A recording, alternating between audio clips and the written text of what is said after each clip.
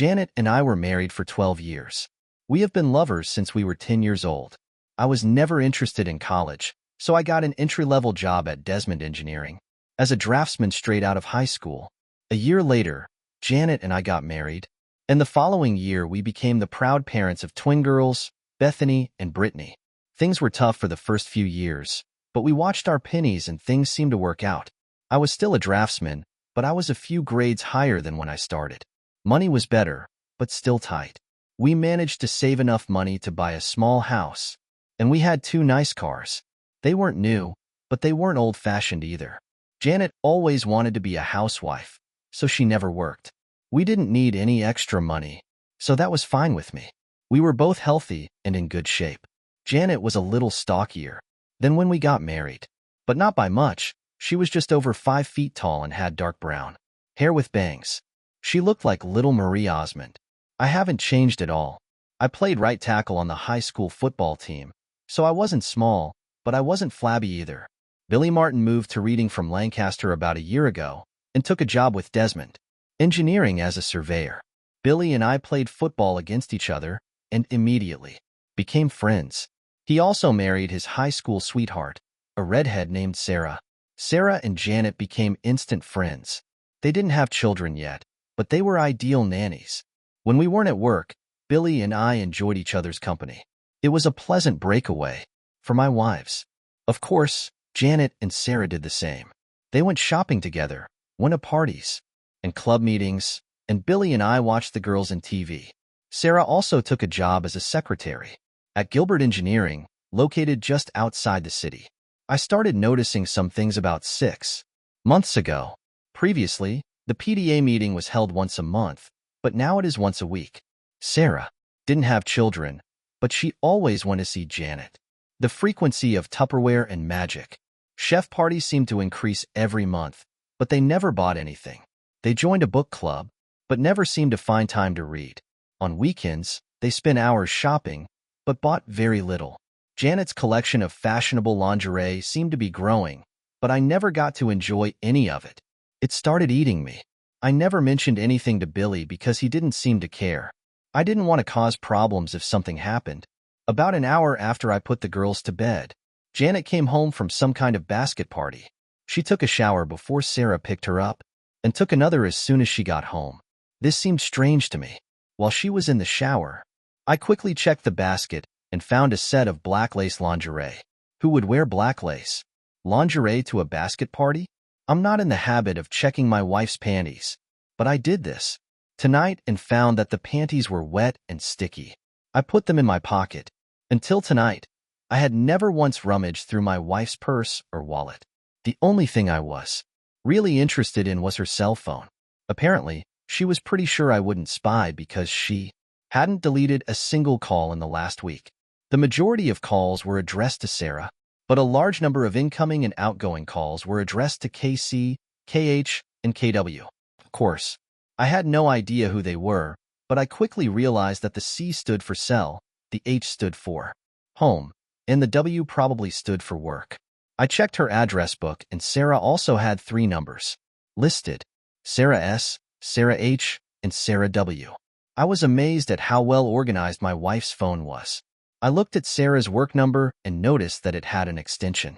I looked at KW's number, and it was the same number as Sarah, but with a different extension. It wasn't hard to guess that Janet was calling and receiving calls from someone who worked with Sarah. It was also easy to guess that Sarah must have been the one who introduced Janet, and the mysterious company, K. Gilbert Engineering, was now closed. So I took Janet's phone and called KW's number. Hello, you approach Ken Sanders' desk. I'm not at the table right now, but if you leave your name and phone number, I will contact you as soon as I can. I hung up immediately after the signal. It was too easy. John, are you going to bed? Janet simply poked her head around the doorway. I'm almost finished with this book. I'll get up as soon as I finish it if I don't fall asleep on the sofa. Of course, I had every intention of sleeping on the couch. It was a restless night. I kept trying to figure out what I did wrong or what I could have done differently. It was a terrible waste of time and mental effort. Every time I redirected my thoughts to what I should do, they kept coming back to what I should do. I kept looking at the clock, and it didn't move. All I knew for sure was that I was not going to take any blame for what happened or what was going to happen. I woke up to the sounds of my two little angels cooking breakfast. Janet encouraged them to take care of themselves rather than wait. It was a good idea, and it seemed to work. I was stretching and scratching myself when my wife entered the room. "You better hurry up, John, or you'll be late for work." "No problem. I'm not going to work today." "Why? You never miss work." "Too many personal problems." I yawned and trudged towards the bathroom. I needed a shower. Janet looked a little puzzled. When I returned, the girls had already left for school. I took a cup of coffee and sat down at the table opposite my wife. She looked at me reluctantly as if expecting something, but not knowing what. "Tell me about your novel." I didn't want to beat around the bush, but I almost knew she wasn't going to just open up and bare her soul. "Be serious, John. Is that why you're moping? Do you really think I'm cheating on you?" "Yes." "Now tell me about your novel." "We've been married 12 years, John. Why would you even think such a thing?" "Janet, I have work to do today, and I'm not going to sit here and play games with you." "I'll ask you again. Tell me about your novel." My loving wife let out an exasperated sigh and leaned towards me. "John, it's all in your head. There is no romance here." "Well, I'd like to thank you for your honesty, but I can't right now." "Can I?" She leaned back in her chair and sipped her coffee as if she had taken control of the situation. "Can you answer me a few simple questions?" "Yes, John, of course." "What would you like to know?" "Why do you go to PDA meetings every week, even though the PDA secretary says they only have monthly meetings? And you haven't been to one in 6 months?" "I do not understand what you're saying." She was a little less sassy. "You and Sarah go to non-existent PDA meetings every Tuesday. Why would you lie about something like that?" Janet pondered the question for a while and then found the answer. "I'm truly sorry, John. It's ladies' night at Rosie's Cantina on Tuesday, and Sarah and I are going for 2-for-1 margaritas. We didn't want you and Billy to think we were messing around, so you didn't tell us. It was a mistake, and I'm very sorry.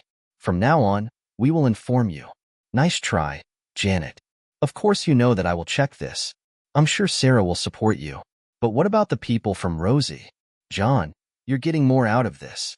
When you go to little Tupperware parties and things like that, why do you take a shower before you leave and another when you get home?" She was in no hurry again. "A lot of women smoke at these parties. When I come home, I want to get rid of the smell of my hair." "It's not a big deal, John. Why do you wear fancy underwear to go to these parties? You never wear sexy things for me unless it's a special night. Every evening you spend with these housewives, you wear your best. Why?" I don't have a good answer to this question. I just want to feel dressed up sometimes when I go out. Her lies began to irritate me. "It's time to put an end to this." I was angry, and it was difficult to control. "These are the panties you wore last night." I threw them on the table. "When you came home, the squat was wet and covered in something sticky. I know what the hell sperm is, and I know it's not mine. Don't try to tell me you have a yeast infection, or I swear I will hit you." Janet was squirming in her chair. At this moment, she tried not to look at me. There didn't seem to be a quick answer. "Damn it, Janet. Why did you come home with cum-stained panties last night?" "I want an answer." "Stop it, John. Just stop it. I can't stand it anymore. We've been married for 12 years. How can you treat me like this?" The continuous stream of lies and constant denial finally got to me. With all the strength I could muster, I threw my half-filled coffee cup across the room, smashing the front of the microwave. This time, there was no doubt that I had Janet's attention. I had never seen that expression on her face before, because she had never seen me angry before. Leaning across the table, I looked directly at her and spoke louder than before. "Who the hell is Ken Sanders?" She got out of the chair and backed towards the sink, trying to get away from me. "Last time, who the hell is Ken Sanders?" "A friend. Just a friend." She was scared to death when those words came out of her mouth. "Did you have sex with him?" "Yes. Yes, I had sex with him." "Did you have sex with him last night?" "Yes. Yes, I did it." "Stop it, John. Please stop this. I'm really sorry. I'm really sorry. Just stop, please." She stood at the sink and bawled like crazy. I took a cup out of the cupboard and poured myself some fresh coffee. As I started to sit down, Janet's cell phone rang. Her eyes darted from me to the phone and back to me. This is from Ken. I think we better answer. I pressed the speakerphone button and answered the call. Good morning, sugar. I just came to work and saw that last night you tried to call me on my work number. Did you forget something at home? Janet, or should I say sugar, seemed distressed. There was a moment of silence. Janet, are you here? Is there something wrong? She looked at me with a petrified expression. I nodded back to her. Ken. She hesitated. Ken, my husband is here. He knows about us. He has his phone on speaker. He didn't hang up, but he didn't answer either. I felt obligated to let him off the hook. Ken, good buddy. I have some things I need to do this morning, but I promised to come see you this afternoon. Maybe you should put 911 on your speed dial. I ended the call and put the phone back in my pocket. Janet just stood at the sink in her robe, shaking. I have to go. I have one more question. What is the name of the guy Sarah is dating? John? No. Please don't make me the second cup flew across the room and crashed into the tiled wall behind the sink. She jumped back and couldn't speak fast enough. Calvin? Calvin Bostic. I'll be back this afternoon. Remove all your belongings. Before this time, my mom will stay with the girls until we make other arrangements. Anything you can't fit in your car? I'll get it for you. Let my mother know where you will be. Do not call me. She didn't move or say anything else as I walked out the door. Of course, I had no idea what to do next. I decided to go into the office and see Billy. I thought of him as a friend and felt that he should know what was going on. It was pretty easy to figure out that Sarah met Calvin at work and became friends with him. Ken was probably Calvin's friend who needed a date. I may have simplified this a bit, but I thought it was close enough. Billy was not in the office. He was on the spot, setting some bets or something like that. I called him on his cell phone. Billy, I don't want to bother you, but I have bad news. Is someone injured? Not yet, but they will. What the hell are you talking about, John? Janet and Sarah got themselves a couple of boyfriends on all those nights when they had to go to meetings and Tupperware parties. They actually got together. You are sure? I don't believe you, John. Sounds like some kind of nonsense to me. Ask Sarah about a guy named Calvin Bostic. He works with her in Gilbert. I think she introduced Janet to another guy from there. Damn. Are you sure? Damn it, John. I know Calvin Bostic. We were in the same graduating class. What about a guy named Ken Sanders? Yes, him too. Tall, skinny guy. Billy, I believe Janet is going to warn Sarah as soon as she can. Janet gave me a whole lot of crap this morning before I pinned her down. I'm sure you'll get the same from Sarah. Billy hung up and I went to HR to ask for a short leave. I didn't feel like working right now. It only took 10 minutes to transfer all the work I was doing to another draftsman. Around the same time, Janet's cell phone rang. Caller ID showed it. With Sarah.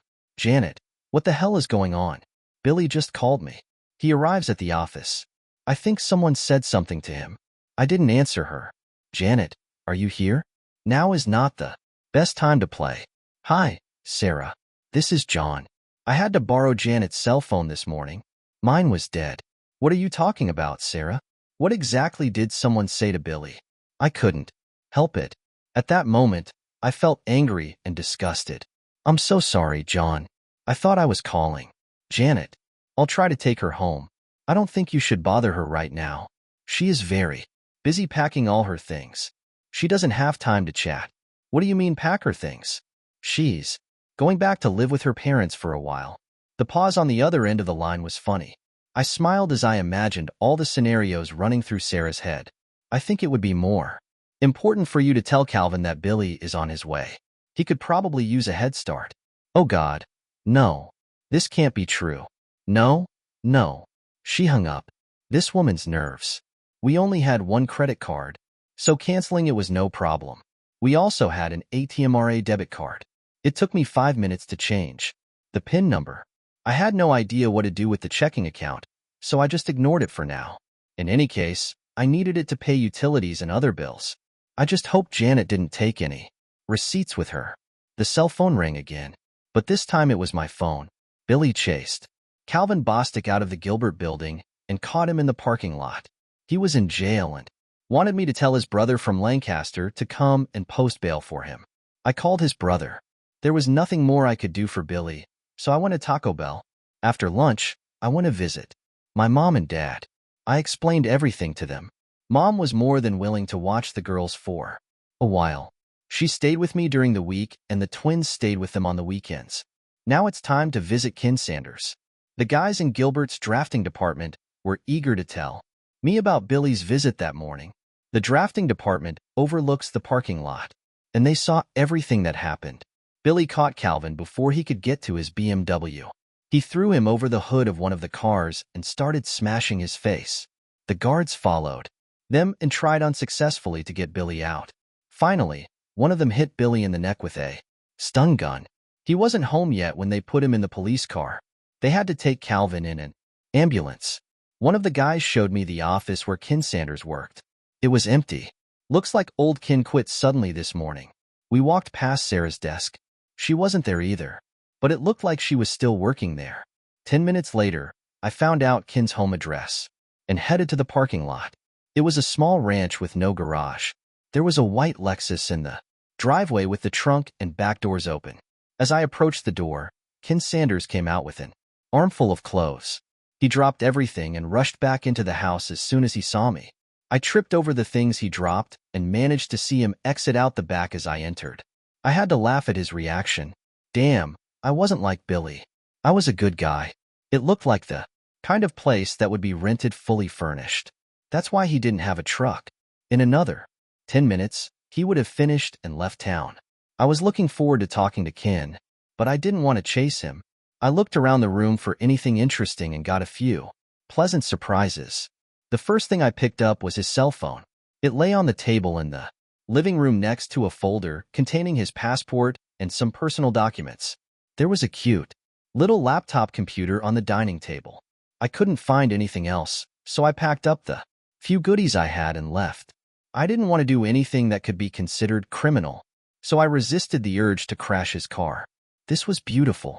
I think it was a crime to take things out of the house, but damn, he left the door open and anyone could have taken them. Unable to fully control myself, I let the air out of just one of his tires. He'd have to empty the truck to get to the spare tire, and I'm sure he'd do it with one eye on the street looking for me. I'll pick it up later. He received the message. I went into the prison to see Billy. His brother was there, and they were busy with legal matters, so I just waved and smiled at him. He seemed to have everything under control. Mom was already at home, and dinner had begun. We talked for a bit, and then I took the things I bought from Ken into the office, where I kept my computer and everything. Before I could take a closer look, Beth and Britt returned from school. I decided it would be best to tell them what was going on before they asked. I didn't have a chance. Hi, Dad. What is Grandma doing here? Where's Mom? Bethany beat me to it. Your mother and I decided to take a little break from each other. She will live with her parents for a while. Brittany started to smile and Beth rolled her eyes and groaned. I win. Ha ha, I'm winning. I told you. Britt was gloating about something, and her sister was frowning. What's happening? What's so funny? Brittany volunteered to explain. Beth and I had an argument. I said your mom cheated on you, and she said that would never happen. Looks like I won. I never said anything about your mother cheating. We are not stupid, Dad, and don't treat us like children. We know what's going on. I just didn't want to admit it. Britt is right. Mom is cheating on you. How did you know this? I just found out. You're a little slow, Dad, and too trusting. Britt put her hand on my shoulder. It was strange. A 12-year-old girl trying to console her father. One Saturday when Mom and Sarah said they were going shopping at King of Prussia, Mom wouldn't let Britt and I go with her. She said it was an adult shopping day, and she would compensate us for it later. When we got to school on Monday, 2 kids said they saw her with a guy in Nobles Grove. We called them liars, but one of the girls had a photo on her cell phone. It seemed pretty trivial. I thought there must be an explanation, but Britt said she was cheating.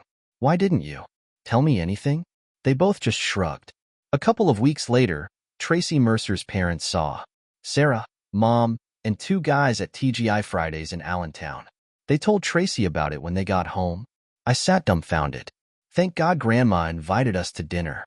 We didn't discuss the issue during dinner, and I apologized before the dessert arrived.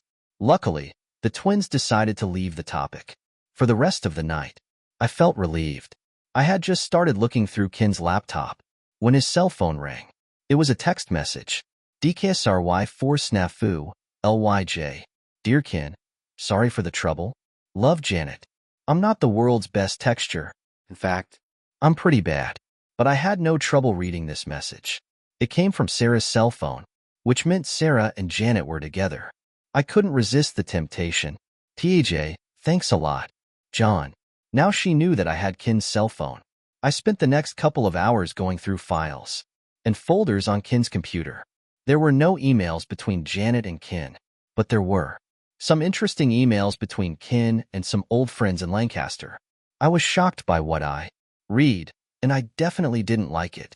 Janet and I had been together almost our entire lives, and now I learned that I never really knew her. She seemed to have gotten closer to Ken in less than a year than she had with me in almost 20. While I was replacing the cartridge in the printer, I noticed that I was crying. This is not what I usually do. She had hurt me with her deception, and now I felt the salt in the wounds. Perhaps it was because of my tears. I printed out several emails and a dozen photographs. I would have taken more photos, but I ran out of expensive paper. There were no pornographic images, or even anything racy. All of them were suitable for mixed company. Beth poked her nose in the door and asked if she could call her mother. I didn't feel like I could refuse. My mother was with the twins while they talked to Janet and overheard everything. She didn't eavesdrop, but it seemed like the girls weren't trying to hide anything. Mom later told me that they didn't cut Janet any slack and blamed her for the whole problem. The conversation lasted less than 5 minutes. The emails were extremely interesting. Ken applied and was hired as an engineer for an alternative energy project in Spain. His start date was in 6 weeks. Apparently, he did not warn Gilbert about his departure. I'm sure Sarah knew, but no one else mentioned it. He had all the documents ready for the trip except for my passport. I'm sure he could find a replacement, but he better hurry if he wants to set a start date.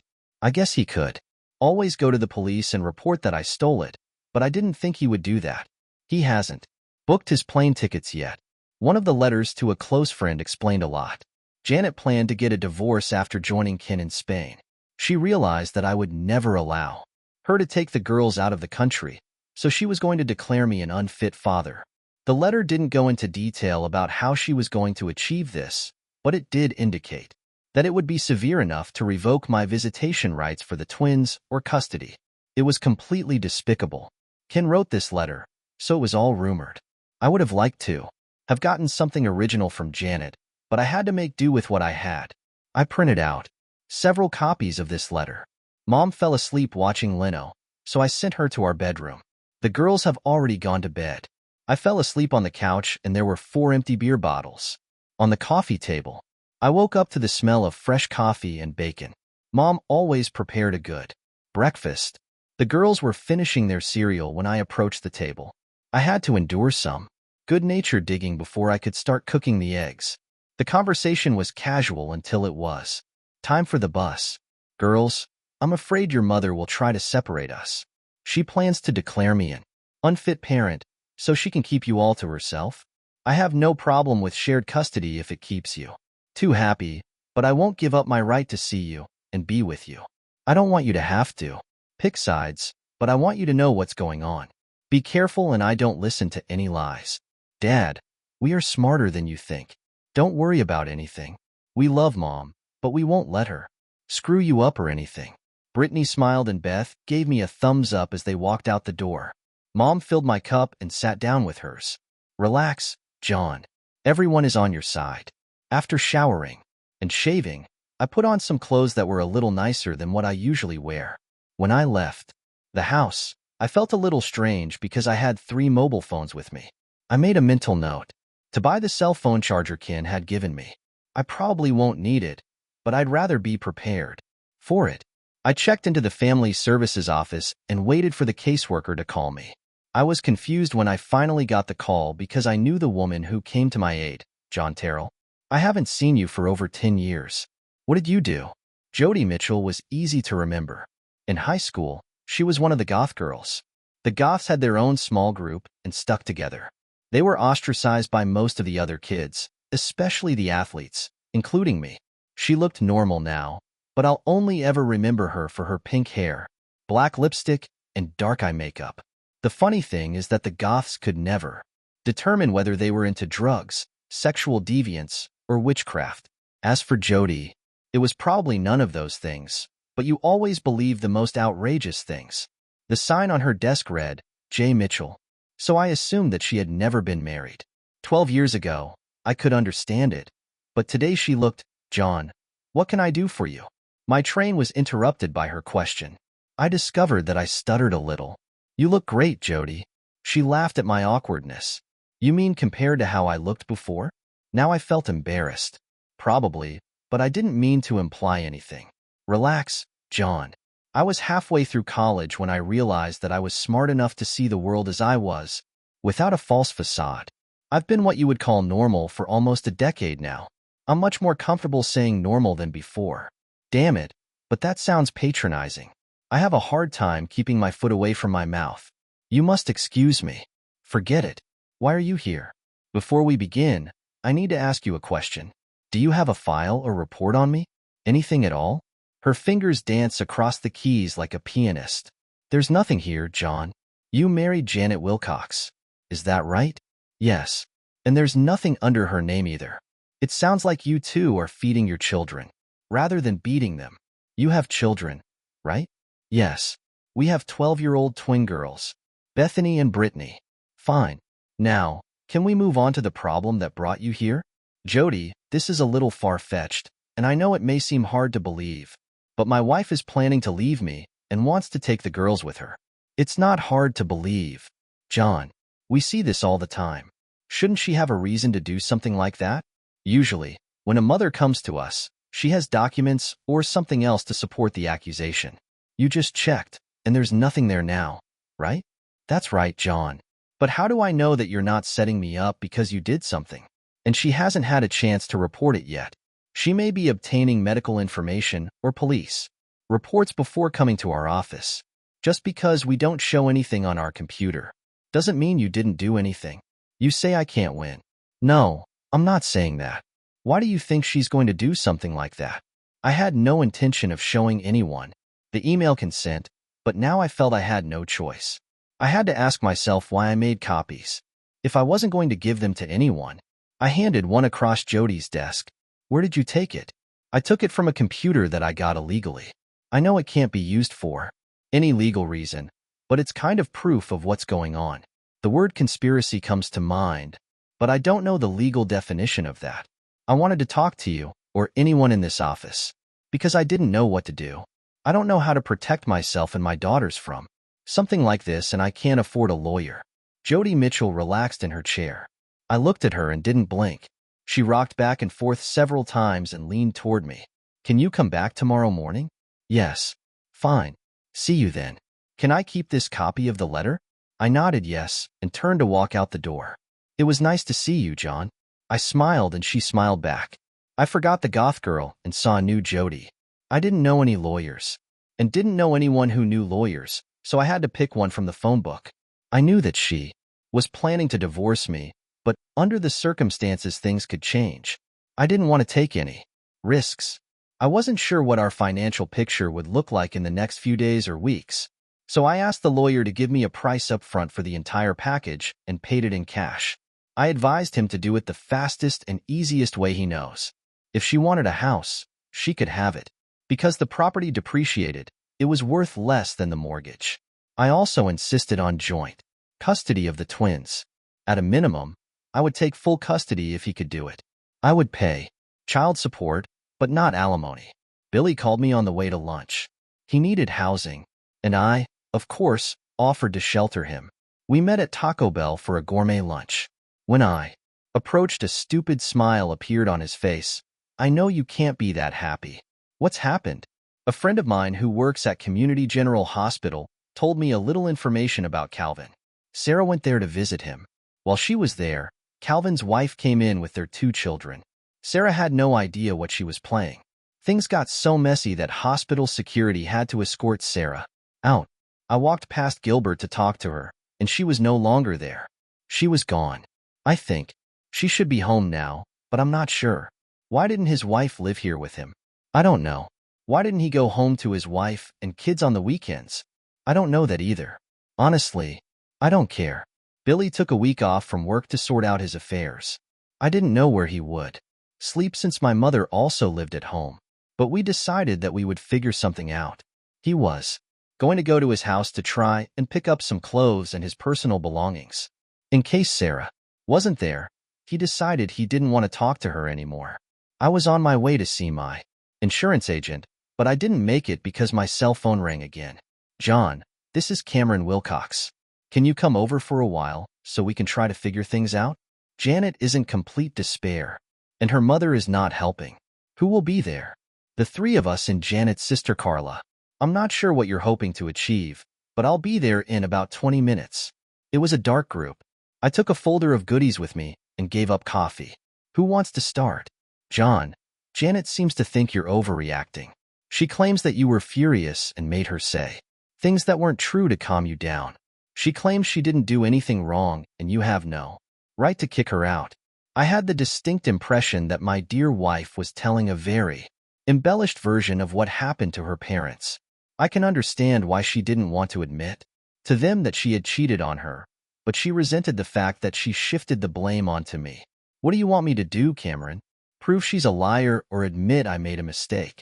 I'd just like to see a few facts so we can better understand the situation. What did she tell you about her friend?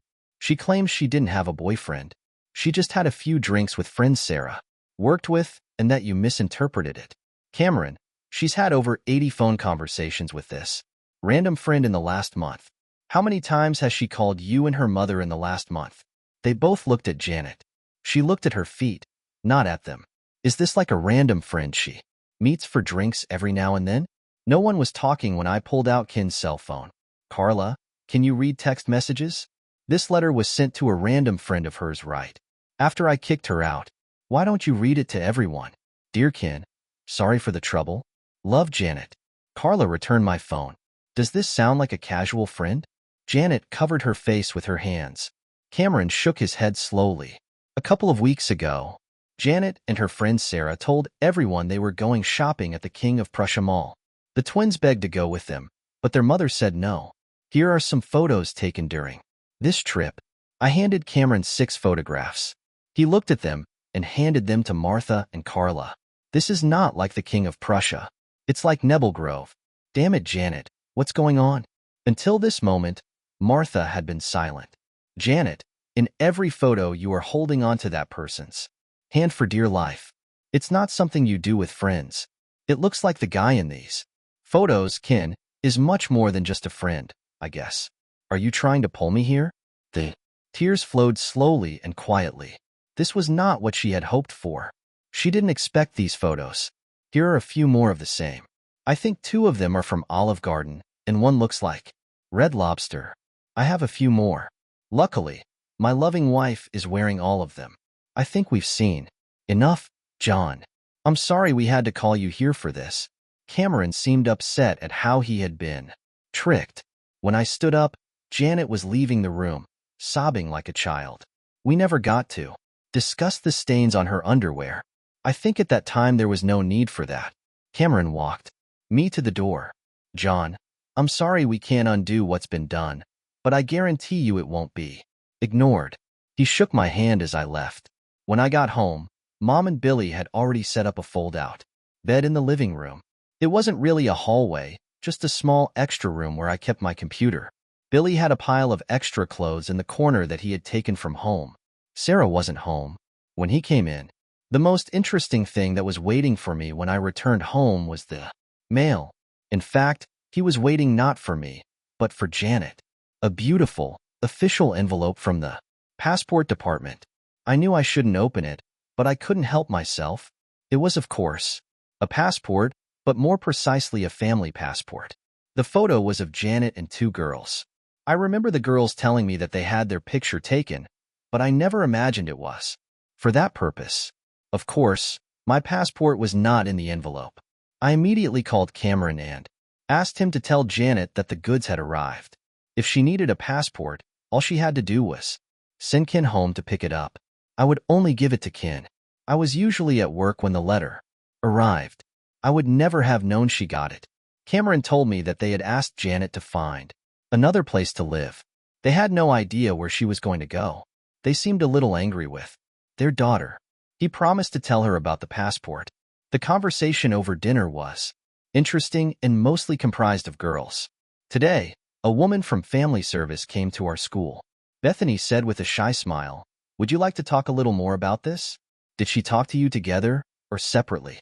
"We are both at the same time." Her name was Jody. "She said you went to high school together." "We went to the same high school at the same time, but we weren't together." Britt frowned at me for being smart. "Pay attention, Dad. What did she want to talk to you about?" "You." "All she talked about was you." Bethany agreed that she liked you. "Did you understand this from a short conversation?" "She talked to us for over an hour. We missed the gym and the geography part.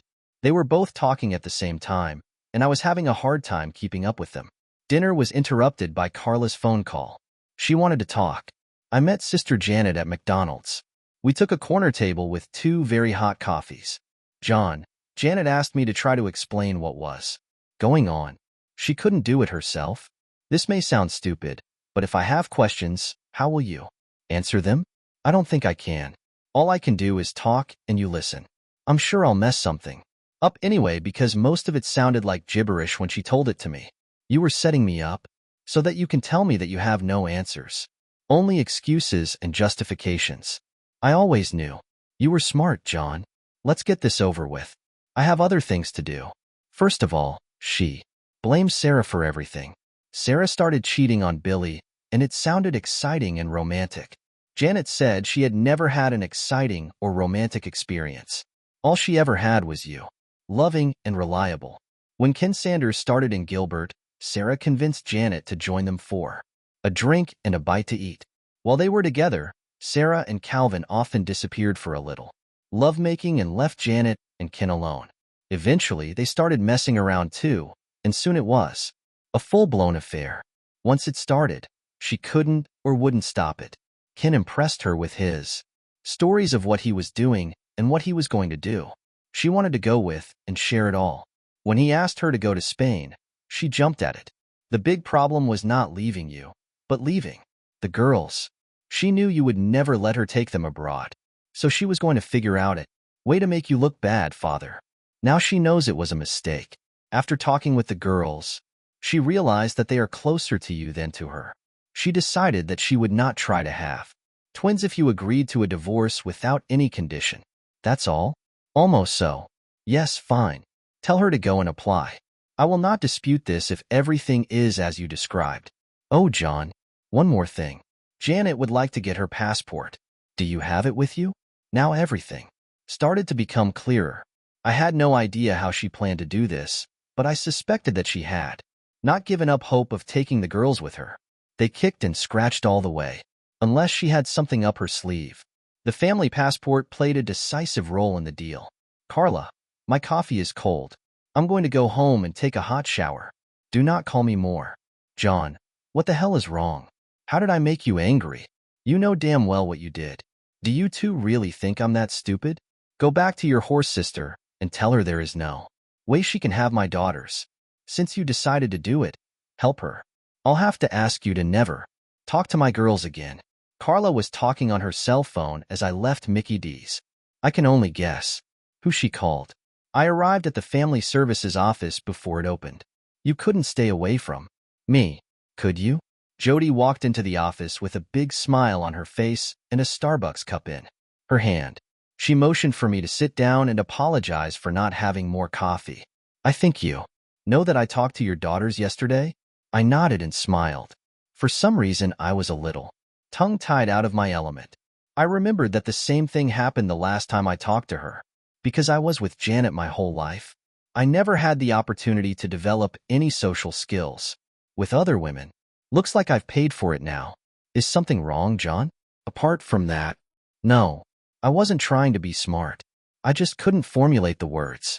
I'm so sorry, Jody. I think I'd better leave. I'm not aware of all this morning. I'll call you later. Before you go, I would like you to know that I am getting a restraining order against your wife. I can't stop her from seeing or being with the girls, but I can stop her from taking them out of state or denying you access to them. It will be delivered to her before noon. This brought a big smile to my face, but I left the office anyway. I headed to the nearest Starbucks. This coffee definitely smelled good. Until today, everything was under control. Now I felt depressed and confused. I drove around for a bit and then headed home.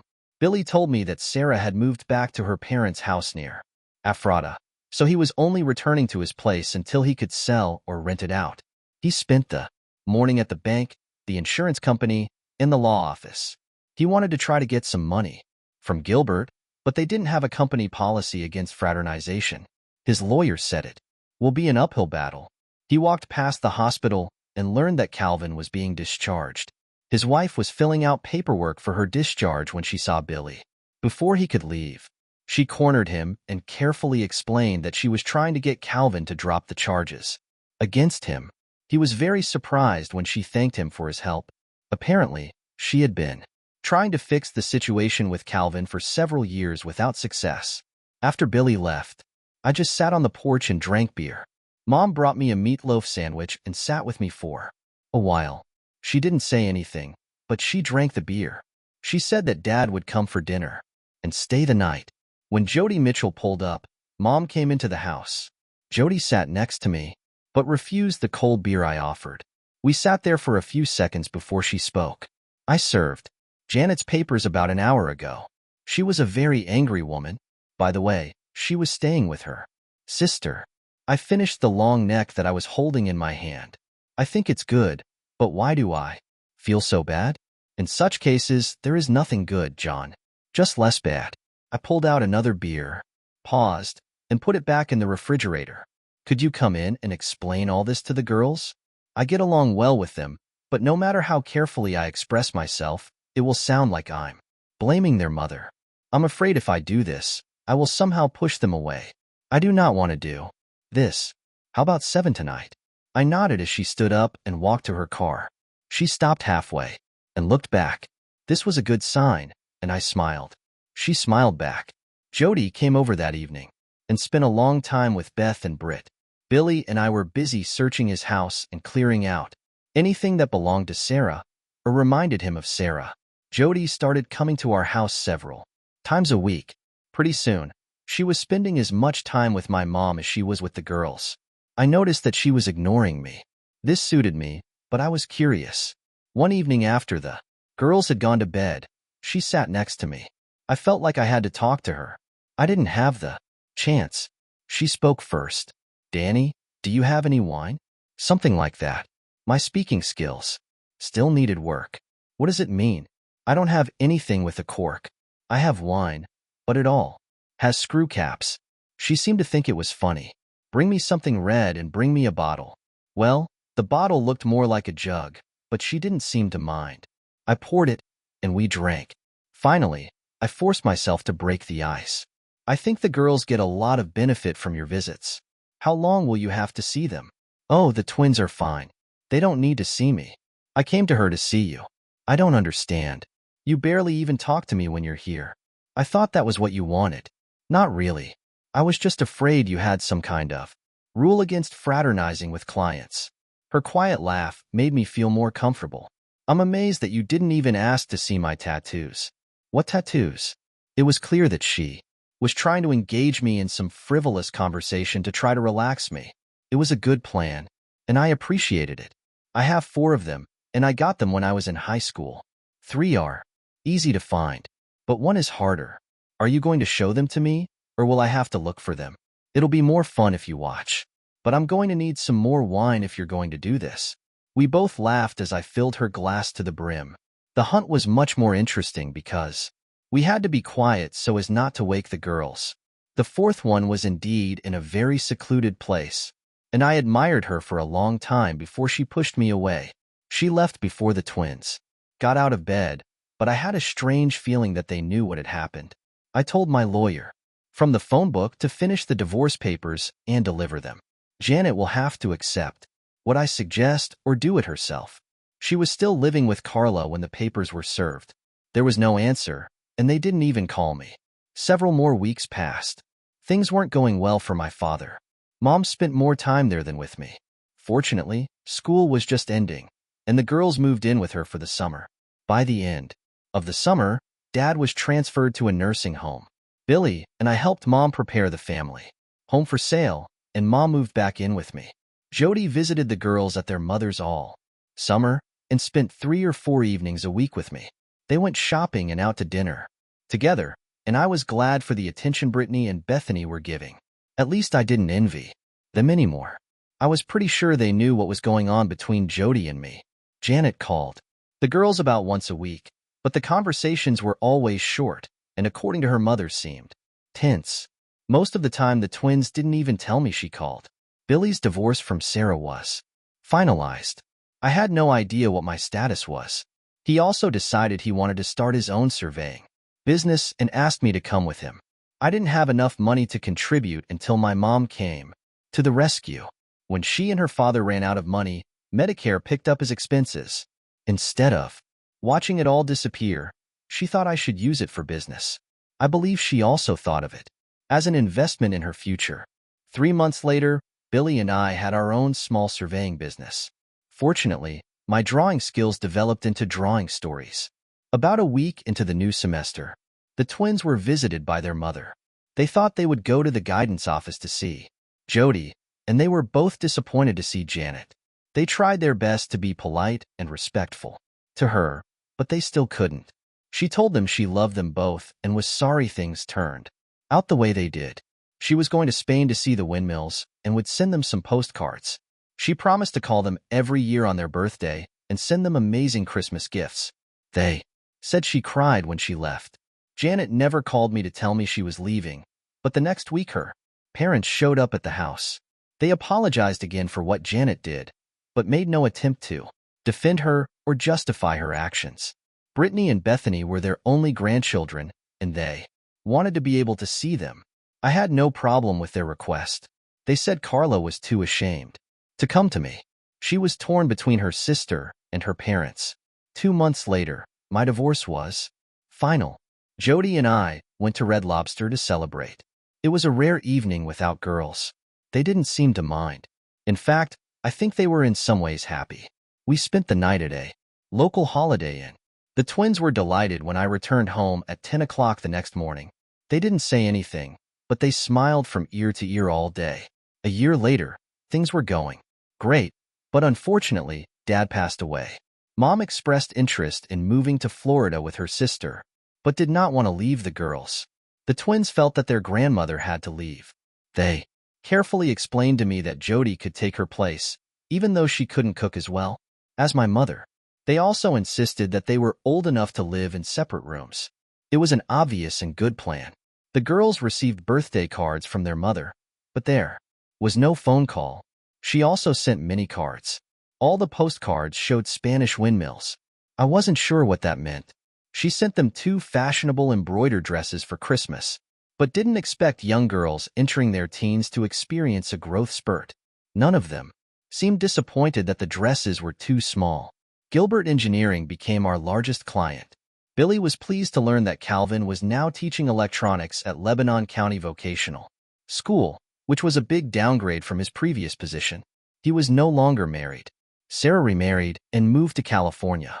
Ken Sanders didn't last 6 months at his new job.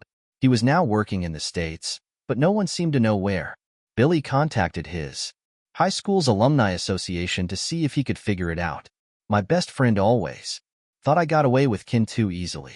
The strange thing was that the girls still received postcards with pictures of windmills. There was never any information on the cards, just general sentiments.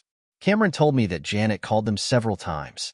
She worked at a travel agency in Barcelona. She never mentioned Ken or gave them any information about what happened between them. Jody and I went to Maryland to get married quietly. A year later, she was waiting. Brittany and Bethany were just as excited as we were. They were looking forward to having a little goth girl as a sister. I think it was some kind of private joke between the girls and their new mother. They never let me in on it. I never understood the significance of Spanish windmills.